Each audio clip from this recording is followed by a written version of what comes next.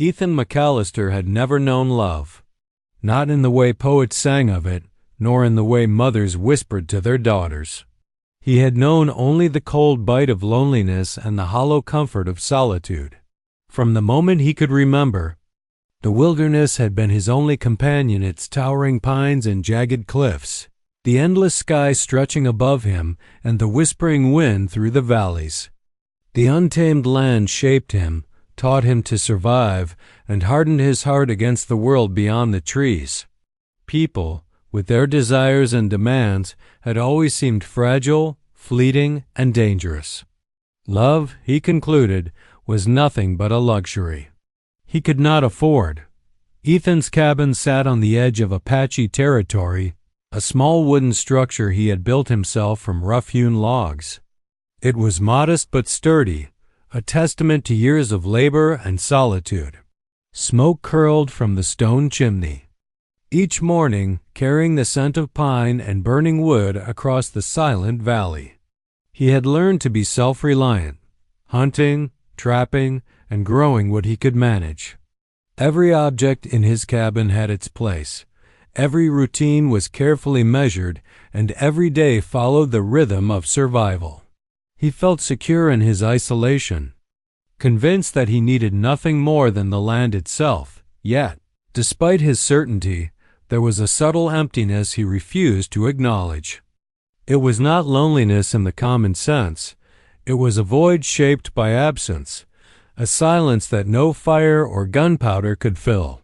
He had seen fleeting moments of connection, travelers' stories, passing encounters with townsfolk, but each time he had withdrawn, retreating further into the wilderness that offered him clarity, not complication. It was easier this way. Love was dangerous, unpredictable. It distracted a man from what truly mattered, living on your own terms, untouched by the weakness of dependence. Ethan's reputation among the nearby settlements reflected his solitude. People spoke of him as a man of mystery, a lone wolf with no attachments, feared and respected in equal measure. Merchants who passed through the trails would trade supplies at a distance, careful not to linger too long or ask questions. Ethan answered in grunts or short nods, never revealing more than necessary. He had learned that to open oneself to others was to invite pain, and he had seen enough sorrow to last a lifetime. His parents had died when he was young, leaving him to navigate the wild on his own. He had buried friends and companions who had fallen to disease, accidents, or violence. Each loss had carved a deeper trench in his heart, reinforcing the belief that love was a chain disguised as comfort. Still, there were moments when the wilderness itself seemed to whisper promises he could not yet comprehend. The golden light of sunrise over the mountains, the crystalline glint of a river cutting through the valley, the sudden quiet after a storm, these were small wonders that stirred something unfamiliar in him. Not longing exactly, but a faint recognition that life could hold more than mere survival.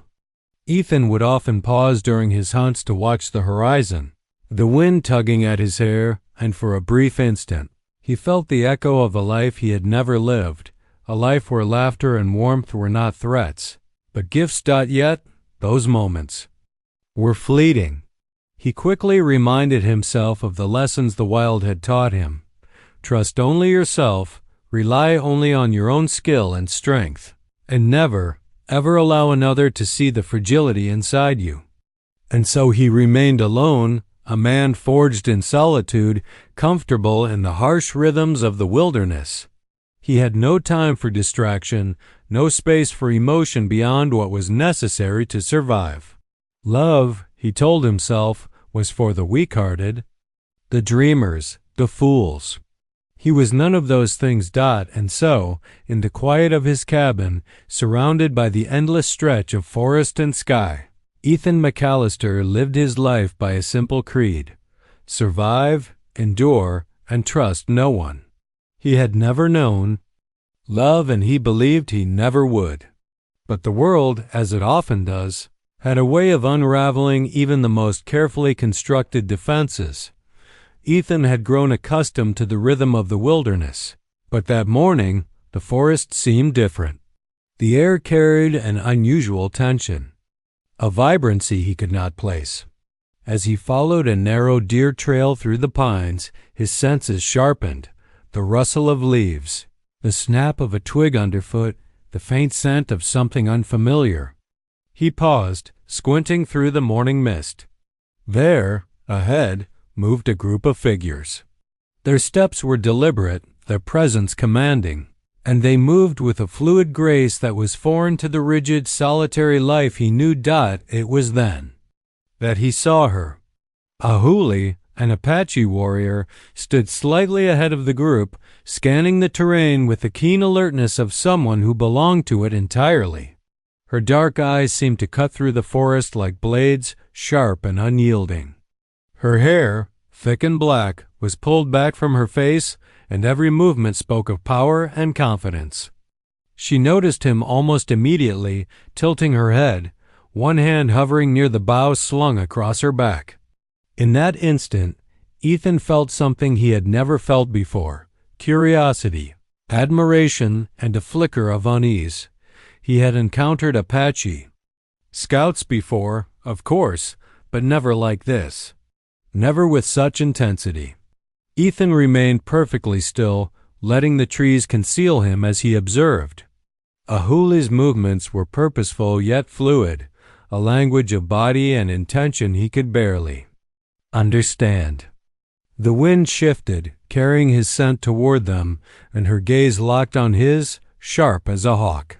For a heartbeat, neither of them moved. Then she stepped forward, unafraid, her stance firm. "You're far from the settlement," she said, her voice low but commanding, each word deliberate. Ethan's pulse quickened not from fear, but from the unexpected directness. "I could say the same," he replied, his tone curt, a shield he had perfected over the years. He did not reveal the trembling curiosity in his chest. Ahuli's lips quirked in a faint smile, not mocking but challenging. "You are not like the others," she said. "You walk alone, yet you do not seem afraid." Ethan frowned, unsure how to respond. Most people would have tried to appease her, to hide or retreat, but not Ahuli. There was a fire in her that demanded recognition, and strangely, he found himself unwilling to look away. A sudden rustle in the brush drew both their attention. A pack of coyotes, their eyes glinting, emerged from the undergrowth. Ahuli moved instinctively, drawing her bow in one fluid motion. Ethan, equally quick, raised his rifle.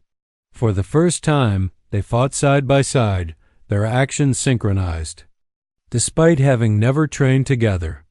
The coyotes scattered, and the forest fell silent again, save for their rapid breaths. "You are skilled," Ahuli said, lowering her bow but keeping her eyes on him. There was no flattery in her words, only acknowledgement. Ethan merely nodded, unused to compliments, especially from someone who clearly outranked him in experience and instinct. The brief encounter left a tension neither could ignore.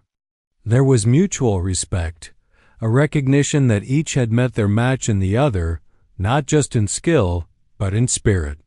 Ethan, who had never allowed anyone to approach his heart, felt the stirrings of something dangerous, something unfamiliar. Ahuli, who had been trained to measure threats and alliances carefully, sensed that this man was unlike any intruder she had faced before. As the sun climbed higher, Ethan finally lowered his rifle and took a cautious step forward. "Who are you, and why are you here?" he asked, his tone softer, though guarded. "I am Ahuli," she replied, "and we are on our own path as you are on yours. The forest has eyes and ears, and so should you." Her gaze lingered on him for a moment longer, assessing, challenging, inviting. Ethan nodded, understanding the unspoken warning and the unspoken challenge. He had always been a lone wolf, yet now, for the first time, he felt a pull toward someone who was his equal in courage, in fire, in untamed spirit. That encounter would linger in his mind long after they parted that day, a spark that would grow into a force neither could ignore. For Ethan, the wilderness was no longer just a place of survival. With Ahuli, it became a stage for something far more dangerous, far more intoxicating, the possibility of connection, of passion, of love he had never allowed himself to imagine. The days that followed the first encounter were tense, strange, and unlike anything Ethan had ever experienced. He remained on the edge of his territory, yet he could not shake the memory of Ahuli's gaze, the way she had moved through the forest as if it belonged to her, the sharpness of her eyes, and the quiet power in her voice. He told himself he was imagining things, that it was folly to dwell on the fleeting encounter. Yet every rustle of leaves, every snapping twig seemed to echo her presence. Then, as if the forest itself conspired, fate or chance thrust them together again. A sudden storm had swept through the valley, turning trails into streams and flattening the brush. Ethan had been tracking game when he stumbled upon Ahuli trapped beneath the branches of a fallen tree. Without hesitation, he rushed forward. Their eyes met, and for a moment, tension rippled between them. Neither spoke, each measuring the other, gauging trust as instinctively as they measured the wind. "I can manage," Ahuli said, her tone sharp, pride threaded through every word. But her hand brushed against the damp earth as she struggled, and Ethan recognized the truth behind her words. "I'll help," he said simply, pushing aside branches with surprising gentleness. It was the first act of unguarded cooperation. Between them, she let him, but with her body still taut, as if ready to fight him off if he overstepped.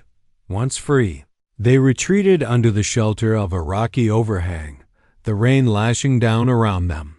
For the first time, words filled the silence, not many, but enough to form a fragile bridge between two very different worlds. Ahuli spoke of her people, their customs, and the responsibilities that weighed on her shoulders as a warrior.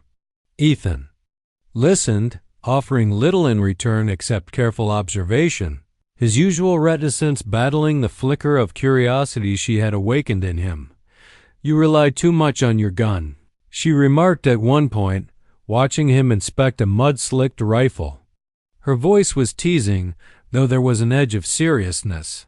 "The forest does not always respect your weapon." Ethan bristled, accustomed to self-reliance, but the remark lingered in his mind. He realized with a discomfort he could not name that Ahuli was not just criticizing. She was teaching, challenging him to see beyond the world he had confined himself to. Her confidence was not arrogance.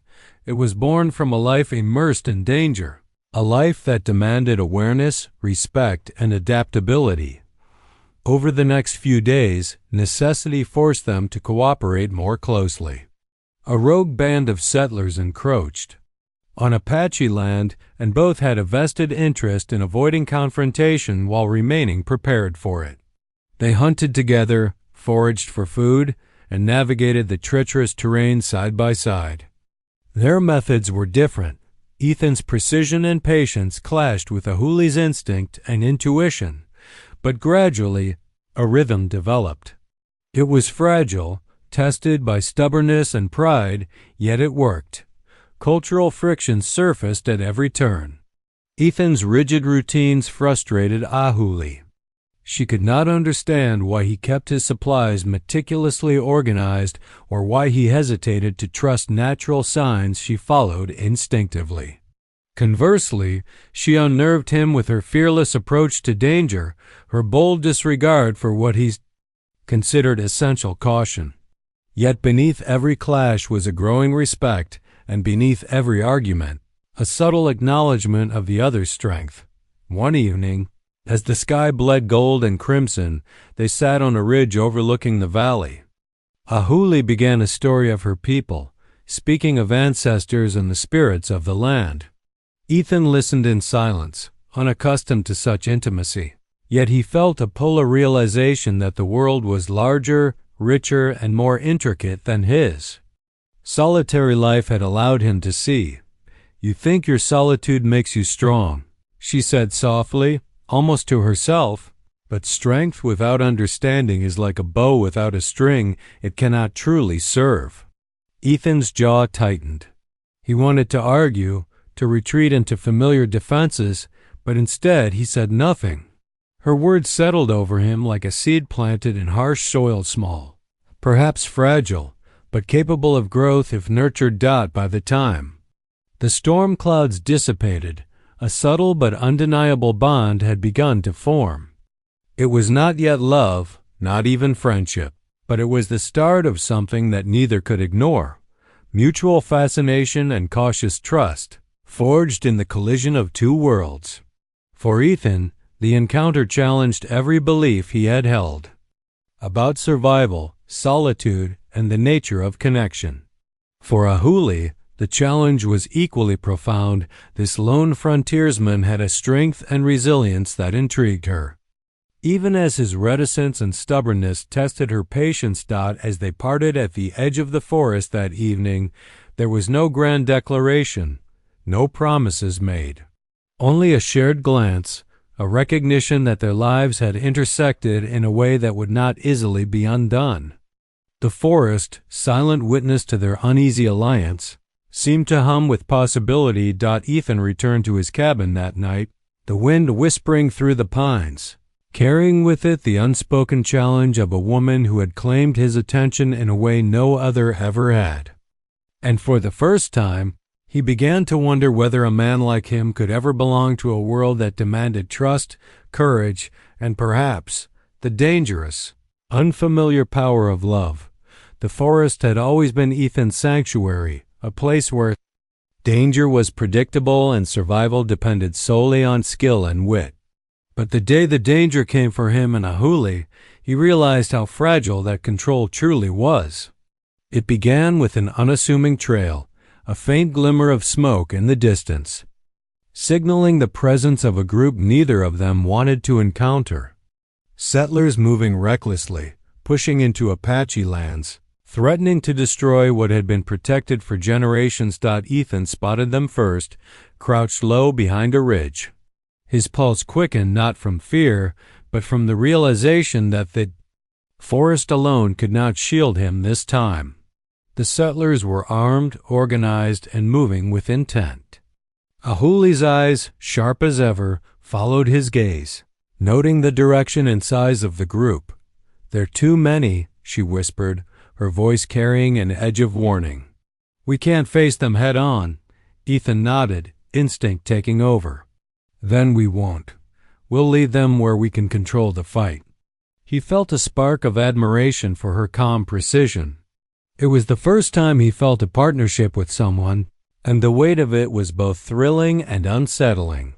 They moved silently through the underbrush, communicating with gestures, subtle glances, and unspoken understanding. Every step was calculated, every sound carefully measured. Ethan marveled at how natural Ahuli was in the wild, how she seemed to anticipate the land's every twist and obstacle. He, in contrast, relied on training and strategy, his movements deliberate, measured, precise.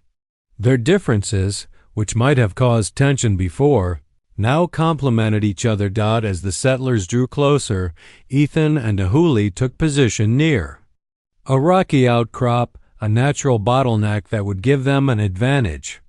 When the first of the intruders stumbled into their trap, they were met with a barrage of arrows and carefully placed snare traps. Chaos erupted among the settlers, and in the midst of it, Ethan realized how instinctively he had come to trust Ahuli. He no longer questioned her judgments. He relied on them, following her lead without hesitation. But danger has a way of testing even the most careful plans.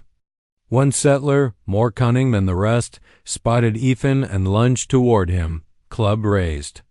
Ahuli's sharp cry alerted him just in time, but he was too slow to avoid the strike completely. Pain flared across his shoulder, forcing him to stagger back. Ahuli was there instantly, her hands gripping his arm, dragging him behind cover. "Hold still," she ordered, her tone commanding but not unkind. With swift efficiency, she tore a piece of cloth from her sash and pressed it against the kifi wound, stopping the bleeding. Ethan gritted his teeth, not accustomed to being helped, not accustomed to vulnerability. Yet as he met her steady gaze, he felt a strange gratitude he could not name. "You can't keep fighting alone," she said, her voice quieter now, almost a murmur. "Not if you expect to survive." Ethan said nothing. The words caught somewhere between pride and fear. The truth was undeniable. For the first time in his life, he had needed someone, and that someone was Ahuli. She was fierce, capable, and unyielding, and yet she had become his anchor in the chaos. By nightfall, the settlers had retreated, defeated by the traps, confusion, and the forest itself. Ethan and Ahuli, bloodied but unbroken, made their way to a small cave she had marked as a safe place. There, amidst the flickering light of a small fire, they finally allowed themselves to relax. Ethan tended his wound with trembling hands. Ahuli watching him with quiet intensity. "You surprise me," she said, a hint of amusement in her voice. "I thought a man like you would prefer solitude to partnership." "I thought the same of myself," Ethan admitted, the words tasting foreign on his tongue. He avoided her gaze, focusing instead on the fire, but the confession was a crack in the armor he had built for decades. Ahuli smiled faintly, her eyes softening. "Solitude teaches survival, yes, but it cannot teach trust. That comes only from experience and from reliance on others." Ethan's chest tightened. For the first time, he understood the depth of her words, not just about survival, but about life. He had lived his life in isolation, thinking strength was measured by self-reliance. Yet here, in the company of this fierce woman who had saved him as much as he had saved himself, he glimpsed a different kind of strength, shared strength, forged in danger and tempered by trust. As the night deepened, they sat in silence, listening to the forest, feeling the shared heartbeat of survival. It was not yet love, Ethan was far too weary for that, but it was something equally dangerous, equally intoxicating. The bond of two warriors who had faced danger together, and in doing so, had begun to see each other not as strangers, but as allies, equals, and perhaps more. For the first time, Ethan felt a spark of possibility, a whisper that the life he had always known might not be the only life worth living. The days that followed the battle with the settlers were quieter, yet charged with a tension Ethan could not name. The forest seemed to hum differently around him, as though it recognized the subtle shift in his world. He had survived alone for years, relying solely on his skill and instinct. But with Ahuli, each moment carried a weight he had never experienced, a constant reminder that his life no longer belonged entirely to himself, that it began in small ways. Ethan noticed the fluidity of her movements, how she seemed to flow with the land rather than conquer it, and he felt a strange admiration that had nothing to do with respect for skill. He caught himself watching her when she thought he wasn't, studying the curve of her jaw, the strength in her arms, the fire in her dark eyes. And when she spoke, even the simplest observations about the forest, he found himself listening more closely than necessary, memorizing the cadence of her voice, as if it held some secret code meant only for him. Ahuli, for her part, seemed to sense the shift. She tested him, teasing him about his meticulous ways and his stubborn adherence to routine, smiling faintly when he bristled. "You're not used to relying on anyone, are you?"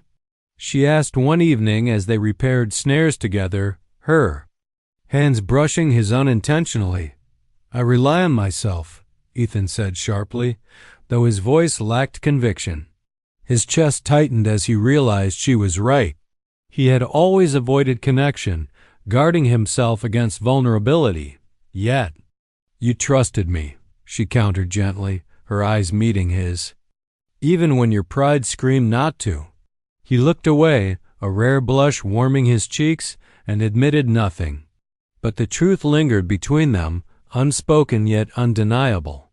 He had trusted her, and in that trust he had glimpsed something he had long denied himself, the comfort of being cared for, the thrill of being seen.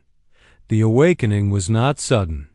It was a slow, persistent unraveling of barriers he had built brick by brick over decades. One afternoon, as they followed a deer trail through the mountains, Ethan slipped on a wet rock and fell awkwardly, twisting his ankle. Ahuli was there.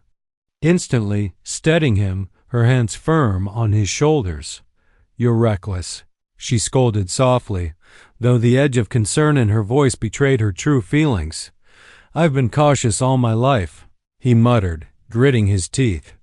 "Against the pain. Doesn't mean I know everything."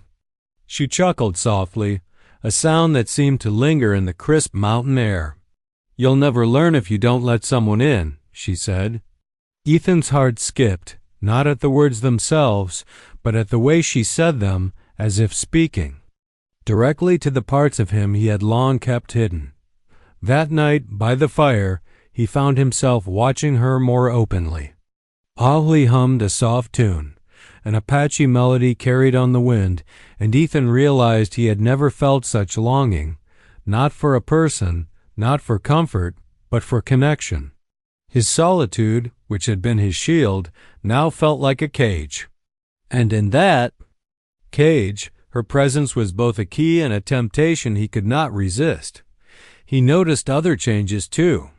His thoughts lingered on her after they parted paths briefly in the forest. He imagined her smiling, imagined her voice cutting through the wind, imagined her hand brushing against his in ways that made his chest tighten and his mind whirl. Emotions were unfamiliar, confusing, and frightening, yet irresistibly compelling. Ahuli, equally perceptive, seemed to sense his inner struggle. She would watch him with a knowing smile, testing boundaries without breaking them, speaking words that carried layers of meaning.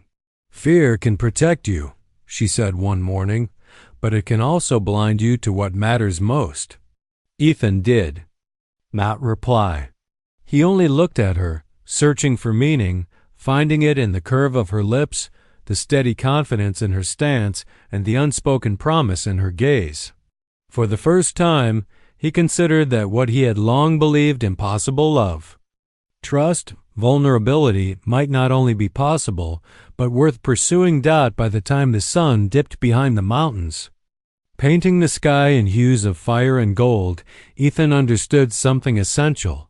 Love was not weakness. Trust was not surrender.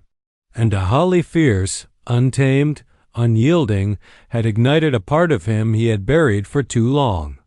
A part that longed for connection, for passion, for life beyond the solitary existence he had clung to for years. He had never known love, but for the first time, he realized it was not something to be feared. And with Ahuli, it was something worth fighting for. Something dangerous, intoxicating, and inevitable.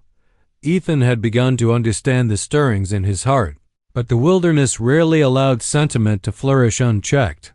The peace he had found with Ahuli was fragile, constantly shadowed by the threats that lurked in the borderlands. One morning, as mist rolled through the valley and the first hints of sunlight touched the treetops, the distant sound of gunfire shattered the fragile calm. A group of settlers, emboldened and hostile, had returned, larger and more organized than before. They were no longer wandering aimlessly. They had a purpose: to claim the land and expel any who resisted. Ahuli's eyes narrowed as she scanned the horizon. "They're coming for us," she said, her voice low but steady. "And this time, they won't stop at warnings." Ethan felt a familiar surge of adrenaline, but it was different now. Fear was no longer his only motivator. He realized that for the first time he had something or someone worth defending beyond mere survival. His thoughts immediately turned to Ahuli, to the bond that had formed between them, to the trust and unspoken understanding that had grown in the days and nights spent side by side. The realization struck him like a lightning bolt. He would not let her face this threat alone. They prepared in silence, moving swiftly through the forest, setting traps and finding vantage points. The tension between them was palpable, a mix of fear, focus, and unspoken feelings. Every glance, every touch, carried a weight neither could ignore.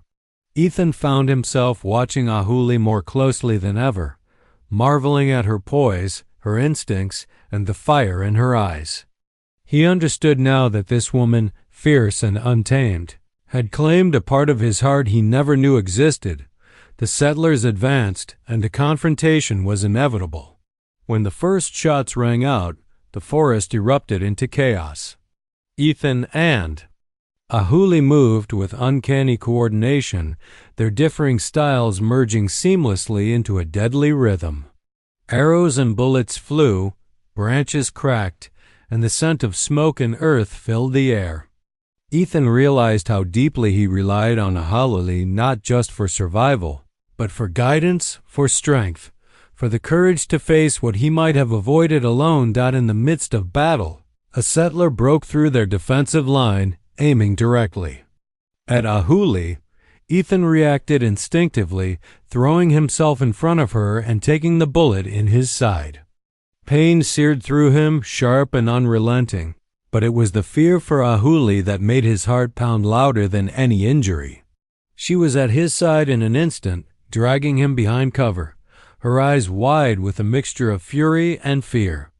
"Can't do this alone," she snapped, pressing a makeshift bandage to his wound. Ethan gritted his teeth, unused to vulnerability, yet every heartbeat reminded him of the bond he could no longer deny. "We survived together or not at all," she continued, her voice fierce but trembling ever so slightly. The settlers, seeing their leader fall, wavered. Taking advantage of the confusion, Ethan and Ahuli fought back with a synchronized ferocity, born of necessity and growing connection. They moved as one, covering each other's weaknesses, anticipating each other's actions. By the time the sun dipped low, painting the forest in deep reds and purples, the threat had been repelled. But not without cost. Ethan's wound was serious, and both were exhausted, battered, and shaken. That night, as they tended to their injuries beside a flickering fire, the weight of what had happened pressed heavily on Ethan. For the first time, he allowed himself to confront the truth he had been denying. He cared for Ahuli more deeply than he had ever cared for anyone. Her presence had shifted something fundamental within him, and the fear of losing her made the ache in his side pale in comparison to the ache in his chest. Ahuli, sensing his inner turmoil, reached out and laid her hand over his. The simple touch carried warmth, reassurance, and an unspoken promise. "We are stronger together," she whispered, her voice softening from its usual steel. "Not just in battle, but in life. Don't deny what you feel, Ethan. It will not weaken you. It will make you whole." For the first time, Ethan allowed himself to truly believe her. Love, he realized, was not a distraction. It was a force as vital as survival itself. And as he gazed at her, the forest around them silent except for the whisper of the wind, he knew that nothing, not settlers, not danger, not the harsh wilderness, could sever the bond that had formed between them. The conflict had tested them, merely breaking them, yet it had also forged a new strength, a love born in fire, in danger, and in the unyielding trust they had placed in each other. For Ethan, it was no longer a question of if he could love, but whether he had the courage to let it flourish, and he realized he did. For Ahuli had claimed his heart in a way no danger could undo. The sun had barely risen when the forest erupted into chaos once more. Ethan and Ahuli had anticipated danger, but even there, careful preparations could not account for the sheer ferocity of the threat that now pressed upon them. A larger, more determined force of settlers, angry, armed, and reckless, had returned, intent on claiming the land and driving out the Apache. There was no room for hesitation, no opportunity for compromise. Every instinct they had honed over years of survival would be tested to its limits.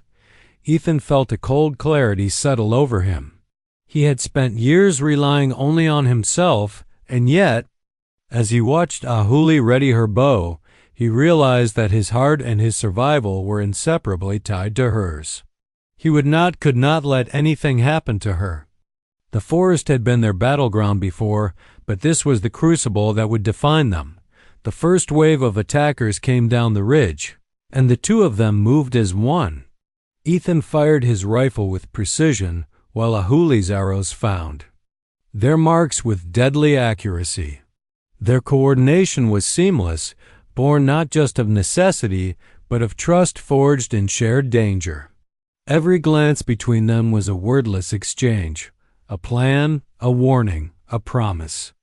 The line between survival and surrender blurred as the battle raged, but neither faltered. Amid the chaos, a settler broke through their defenses, aiming directly at Ahuli. Time slowed for Ethan. Without thinking, he lunged, intercepting the attacker and sustaining a grievous wound to his side. Pain exploded through him, but he gritted his teeth, his focus unbroken. Ahuli's shout cut through the clamor as she struck down the assailant, her movements fluid and precise. She dropped to his side, tearing a strip of cloth to bind his wound, her hands firm yet trembling slightly with fear and urgency. "You can't do this alone, Ethan," she yelled over the din, her eyes blazing. "We survived together." Her words struck him like a hammer to the chest. He had known this truth for days, but the reality of it in the midst of life-threatening danger was undeniable. He looked at her, really looked at the fire in her eyes, the strength in her stance, the unwavering courage that had claimed a piece of his heart he never thought could belong to anyone. And he understood finally that love was not a weakness, but a force as fierce and vital as survival itself. With renewed determination, they fought back as a single unit, their movements perfectly synchronized. Ethan covered Ahuli as she advanced, and she protected him as he fired. Their combined skill and mutual trust created a momentum that the attackers could not match. One by one, the settlers faltered, disoriented by the coordination, strength, and indomitable will of the pair. By late afternoon, the forest fell silent except for the shallow breathing of the exhausted survivors. The settlers had been driven off, retreating into the distance, leaving Ethan and Ahuli battered, bloodied, but triumphant. They collapsed together against a fallen log, leaning into each other not out of necessity, but out of instinct. In that moment, words were unnecessary. Their bodies and hearts had already spoken. Ethan's wound throbbed, a sharp reminder of his vulnerability, yet he felt a profound sense of clarity. He turned to Ahuli, taking her hands in his own, feeling the strength and warmth that had anchored him throughout the chaos. "I don't want to survive alone anymore," he admitted, his voice rough with pain and emotion. "Not if it means being without you." Ahuli's eyes softened, her usual fierceness giving way to something more tender, more human. "And I do not wish to face the world without you," she whispered. "We are stronger together in danger, in life, and in love." For the first time, Ethan allowed himself to surrender not to weakness, but to the overwhelming, intoxicating force of connection. He leaned closer, pressing his forehead to hers, feeling the steady beat of her heart against his. The forest around them, once a place of battle and survival, seemed to exhale in quiet approval. They had chosen each other against all odds, against danger, against isolation, against a lifetime of guarded hearts. The battle had tested them, nearly breaking them, but it had also forged an unshakable bond. In the fire of conflict, they had discovered not just survival, but the power of love, fierce, consuming, and undeniable. As the sun dipped below the horizon, painting the forest in shades of gold and crimson, Ethan and Ahuli sat together, wounded but alive, hearts intertwined.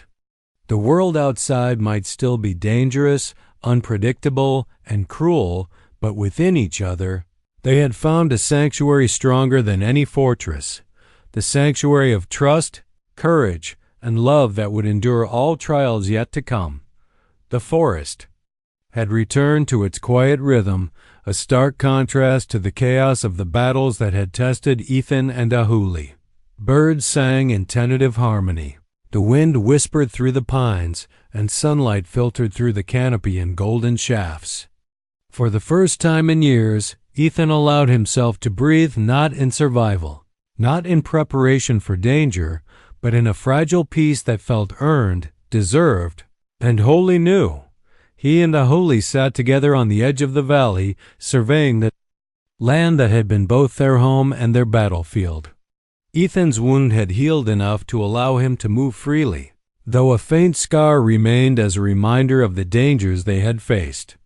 More importantly, a scar remained in his heart, but not one of pain. It was a mark of transformation, a sign that love, trust, and connection had finally broken through the solitude that had defined him for so long.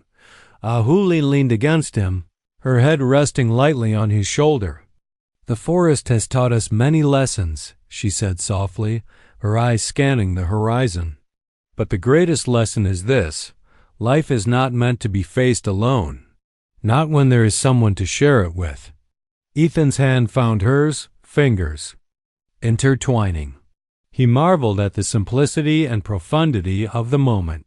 He had spent decades wandering alone, convinced that solitude was strength, that love was a distraction, a vulnerability. Yet now, with Ahuli beside him, he realized how incomplete that life had been. Love was not a weakness. It was a force that amplified courage, sharpened instincts, and gave life a depth he had never imagined. In the weeks that followed, their bond deepened. They moved through the forest together, hunting, foraging, and navigating the wilderness with a unity that was both natural and profound. Every shared meal, every evening spent by the fire, every conversation about the land, their people, and their future strengthened the connection that had begun in cautious curiosity and had grown through shared danger into something unbreakable. Ahuli taught Ethan the customs of her people, the songs, the stories, the rituals that honored the spirits of the land. Ethan, in turn, shared his knowledge of the terrain, his skills in tracking and building, and his understanding of the fragile balance between human survival and the wild. Together, they forged a partnership that transcended mere necessity. It was a true melding of lives, hearts, and spirits. The surrounding communities began to notice the change in Ethan. The man who had once been a solitary figure, wary and distant, now moved with purpose and openness, his actions reflecting the trust and love he had found in Ahuli. Likewise, Ahuli's fierce independence was complemented by Ethan's steadfast presence, creating a bond that drew admiration and respect from all who observed them. One evening, as the sun dipped below the horizon in a blaze of color, Ethan and Ahuli stood atop a ridge overlooking the valley. The air was calm, the world bathed in a soft glow that seemed to celebrate their survival, their victory, and their love. Ethan turned to Ahuli, his heart full, his voice steady. "I have lived my life thinking solitude was enough. I was wrong. I am stronger because of you, because of us." Ahuli smiled, her hand resting over his heart. "And I am stronger because you trusted me, because you let yourself feel. Love is not weakness, it is our greatest strength." They stood in silence. For a moment, feeling the pulse of the forest, the heartbeat of the land, and the unspoken promise between them. Here, in the wilderness that had once been a place of survival alone, they had found something far more enduring. A shared life, a shared purpose, and a love that neither time nor danger could undo. As night fell, they made their way back to their cabin, the small structure now symbolizing more than shelter. It was a home, a testament to the life they had chosen together. The fire burned warmly inside, casting shadows that danced on the walls, echoing the laughter, conversation, and quiet companionship that filled the space. Ethan knew, as he sat beside Ahuli, that he had finally found what he had never known he was searching for, a love fierce enough to challenge him, steady enough to anchor him, and enduring enough to change the very course of his life.